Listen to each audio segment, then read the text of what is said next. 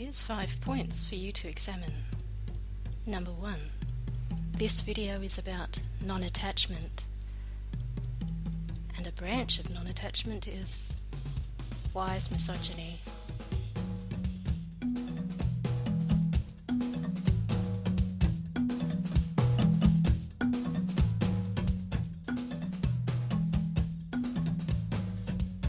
Second point, it's not about emotional detachment.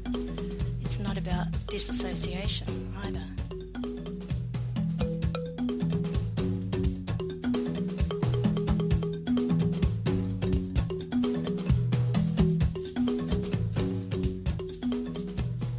Third point, non-attachment is a philosophical concept.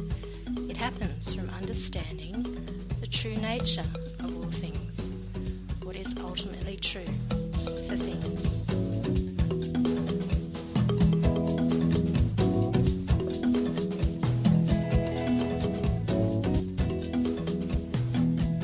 Number 4, non-attachment is the direct outcome of rational enlightenment.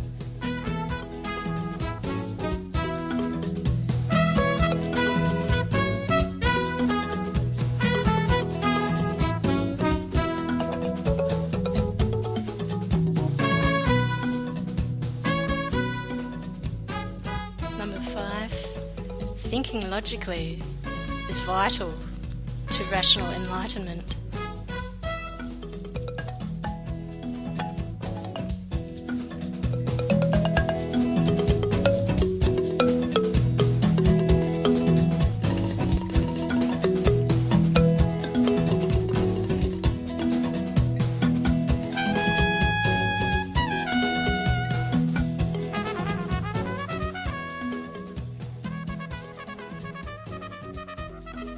Now let's just do a quick revision.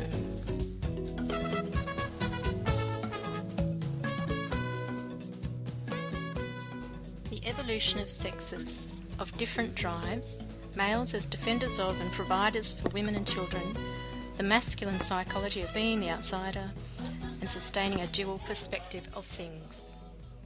Now you may well ask, what's the outsider perspective got to do with non-attachment? The answer is to do with an analysis of the self. Remember how I spoke about the observer perspective, the first one, the second one, and the third? Well, I'm going to do an analysis of that to show how the masculine psychology has a closer relationship to philosophy and to rational enlightenment. This diagram by Ludwig Wittgenstein is helpful in that it can indicate for us the first observer's perspective. As Wittgenstein noted, this is not actually the case, but it indicates a lower kind of level of consciousness in that it shows the belief that there is an I, the organ of vision, that is the source of vision. Now, this isn't the case. The I actually appears within vision as a concept of the source of what is appearing. So I wish to use this device in examining the first observer's perspective in relation to the self. That is, the same first observer's perspective imagines that there is a self or I that is generating consciousness, the thoughts, emotions, imagination, values, and so forth. Now, this is not really the case, because the I and all its components actually appears within consciousness. So again, it is not as is believed that a self is actually there generating consciousness. It is not as Descartes postulated that because of thoughts there is a self. On the contrary, the self is itself a thought. To put it simply, there is no agent of self that is producing thoughts and experience. There is just what appears, which nevertheless is real and exists, but it isn't the source of consciousness. What is the source is beyond consciousness. No matter what form or image we give to such a source, we can't actually say that that's the case. We cannot actually imagine anything as the source of consciousness. As one sage put it, we're all like empty boats without any drivers, pushed by thoughts and decisions. So this brings us back rather neatly to non-attachment. For when a person realises that all they experience, their identity, passions, values, is all a construct of consciousness, they tend to lose their attachment to it all. It becomes something like a magician's trick, nothing to get too worried about.